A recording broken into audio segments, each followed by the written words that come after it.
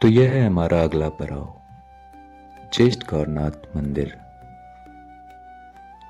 कहते हैं जब मन थक जाए जीवन की दौड़ धूप से और आत्मा शांति की खोज में भटकने लगे, तो एक ऐसा स्थान है जहां समय भी जैसे थम जाता है, जहां प्रकृति, पुरातनता और परमात्मा तीनों एकाकार हो जाते हैं।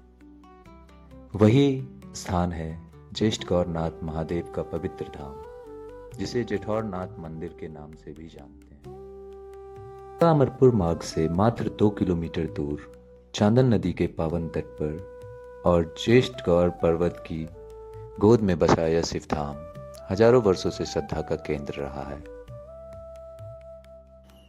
कहा जाता है यह वही स्थान है जहां दानवीर कर्ण का अंतिम संस्कार हुआ था।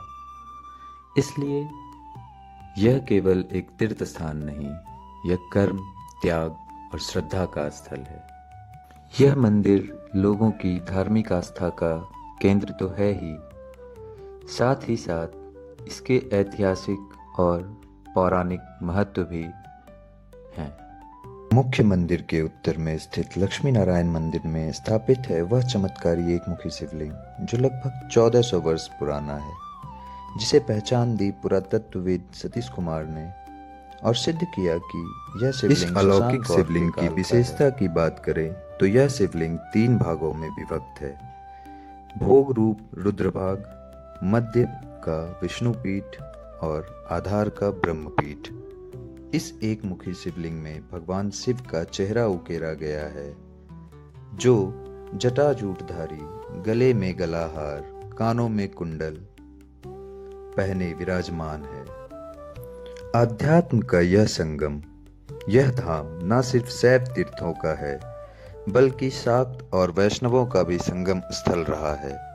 कई जाने माने इतिहासकारों का ऐसा मानना है कि ज्येष्ठ गौरनाथ धाम मंदिर बासुकीनाथ और बैद्यनाथ धाम मंदिर से भी ज्यादा प्राचीन है।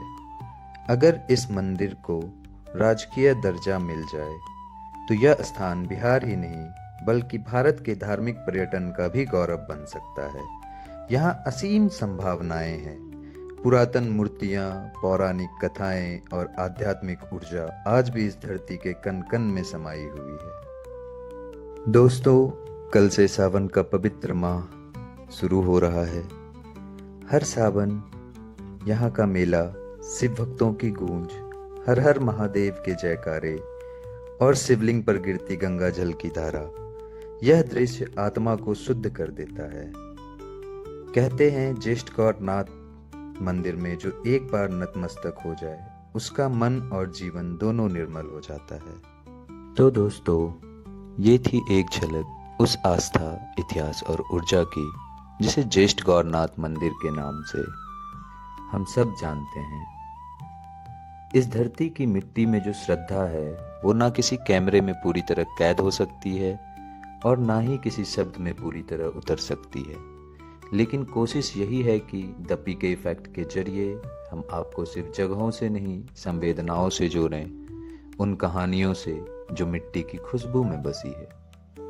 अगर आपको यह यात्रा पसंद आई हो तो फॉलो करें, शेयर करें और सब्सक्राइब जरूर करें।